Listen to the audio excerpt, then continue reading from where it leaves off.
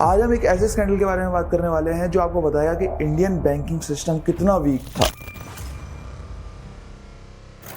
जो एक banking sector के अंदर one of the largest fraud था, जिसका जो अमाउंट था वो था $2 बिलियन। उस जमाने के अंदर 13,000 करोड़, अगर आज के जमाने में देखोगे तो अराउंड 17,000 करोड़ का फ्रॉड। ये जो फ्रॉड था वो था पीएनबी फ्रॉड, जो कि करा गया था नीरव मोदी और मेहुल चोकसी के द्वारा। इस वीडियो में जानेंगे कि क्या हुआ था, कैसे हुआ था, किस तरीके से ट्रांजैक्शन रूट हुई थी, कौन कौन इन्वॉल्व थे और किस तरीके से चीजों को घुमाया गया था। पंजाब नेशनल बैंक में हुआ 11,500 करोड़ का घोटाला। Reporting the biggest fraud in India's banking history, India's second largest lender, Punjab National Bank, is probing another fraud at its Mumbai branch that is at the center of a massive fraud of more than $2 billion. यहाँ पे हुआ क्या था, ध्यान से समझिएगा। जो नीरव मोदी थे और जो उनके अंकल मेहुल चोकसी, दोनों ने मिलकर ये फ्रॉड करा था, और विद द इन्वॉल्वमेंट ऑफ जो पीएनबी के जो उस ब्रांच के पर्टिकुलर ब्रांच के जो एम्प्लॉयज थे, जिसमें से one of the employee was Gokul Nath, जिसके पास अथॉरिटी थी, जो कि डेप्यूटी मैनेजर थे। वहां पे क्या अथॉरिटी थी उसको भी समझेंगे, लेकिन इन तीनों ने मेजरली मिलके करा था। और उस मतलब पीएनबी के उस ब्रांच के कुछ एम्प्लॉयज और भी इन्वॉल्व थे, ठीक है, जिसके ऊपर कुछ थी कि हाँ ये इन्वॉल्व हो सकते हैं, बट ये तीनों का मेन रोल था। अब इस पूरी ट्रांजेक्शन को डिटेल में समझेंगे और पूरा एक एक वर्ड ध्यान से सुनेगा, आपको चीजें समझ में आएंगी और पूरा वे समझ में आएगा किस तरीके से पूरा ऑपरेट हुआ था। यहां पर इंडिया में दो पार्टी थी, माल को इंपोर्ट करना था। इंडिया में दो पार्टी थी, बायर, ठीक है, जिसको इंपोर्ट करना है, और बैंक, ऑब्वियसली, ठीक है, बैंक को इन्वॉल्व होना पड़ेगा ना पैसे से देने लेने के लिए। तो यहां पर क्या है, यहां पर जो था पीएनबी बैंक था। यहां पर जो पार्टी थी वो थी नीरव मोदी और मेहुल चोकसी। बैंक के अंदर बैठा हुआ एक एम्प्लॉय था, जो मेन हमारे यहाँ का खिलाड़ी है, वो है गोकुल नाथ, ठीक है, जो एक ब्रांच के अंदर, मुंबई के ब्रांच के अंदर एक डिप्टी मैनेजर है। अब यहां पर क्या हुआ था, मतलब, ठीक है, ऑब्वियसली अब तो काफी सारी चीजें हो गई है। तो यहां पर वो जो ट्रांजैक्शन है वो होती है फॉरेन बैंक और सेलर के साथ, क्योंकि सेलर है जिससे इंपोर्ट कर रहे हैं, तो वो बाहर बैठा हुआ है। वहां पर भी दो पार्टी है, एक बैंक है। अब वहां पे जो बैंक है उसको बोला कि भैया एक काम करो, यहाँ के जो दो बंदे हैं नीरव मोदी और मेहुल चोकसी, इन्होंने बोला कि हम माल को इंपोर्ट कर रहे हैं, आप उसको पेमेंट कर दो और इसके बिहाफ पे हम आपको एलओयू दे देंगे, ठीक है। तो वो बैंक बोलता है कि ठीक है भैया, एलओयू ले आओ, मैं पेमेंट कर दूंगा, ठीक है। मतलब एक तरीके का ये शॉर्ट टर्म लोन हो गया।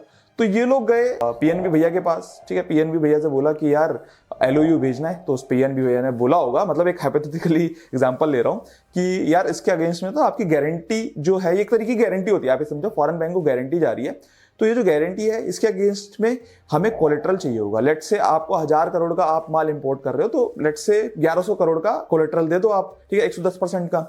तो इनके पास कोलेट्रल नहीं है। तो यहां पर जो भैया है डिप्टी मैनेजर भैया, ये रोल में आते हैं, ये कहते हैं कि यार एक सिस्टम के अंदर ना एक लूप होल है, बैंक के सिस्टम के अंदर एक लूप होल है। ध्यान से सुनना क्या लूप होल है। यहां पर जब भी कोई भी ट्रांजैक्शन की कम्युनिकेशन होती है, ये एक सिक्योर नेटवर्क के थ्रू होती है, स्विफ्ट जिसका हम बोलते हैं, स्विफ्ट सुना होगा आपने, ठीक है, ये एक स्विफ्ट नेटवर्क के थ्रू होती है। तो यहां पर जो भी दो बैंक के बीच में कम्युनिकेशन हुई स्विफ्ट नेटवर्क के थ्रू होती है। तो यहां पर उसने भैया ने क्या करा, जो गोकुलनाथ भैया थे, उसने क्या करा, बिना कोलेट्रल लिए स्विफ्ट मैसेज से भेज दिया, एलओयू भेज दिया इस बैंक को, ठीक है। बोला कि ठीक है यार, एलओयू भेज दिया इस बैंक को बिना कोलेट्रल के। और जो भी मतलब अंडर टेबल जो भी जुगाड़ हुआ होगा उसके बारे में नहीं पता, हुआ है नहीं हुआ मुझे नहीं पता, लेकिन यहां पर क्या करा, यहां पर भेज दिया। तो यहां पर जब इसको भेजा, एलओयू भेजा, यहां पर कोलेट्रल थी नहीं, तो अब यहां पर क्या हुआ, दो चीजें होती हैं स्विफ्ट के अंदर ना।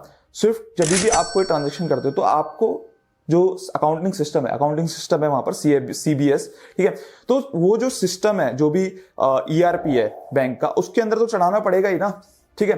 तो यहां पर क्या करा, उस ट्रांजैक्शन को उस ईआरपी के अंदर चढ़ाया ही नहीं, ठीक है, जो बैंकिंग सिस्टम है उसमें चढ़ाया ही नहीं। और जब वो चढ़ाया ही नहीं तो किसी की नजर में आया ही नहीं, और सारी जितनी भी ट्रांजैक्शन है ये वाली एलओयू वाली, सब आउट ऑफ द बुक्स हो गई। समझ में आ रहा है आपको।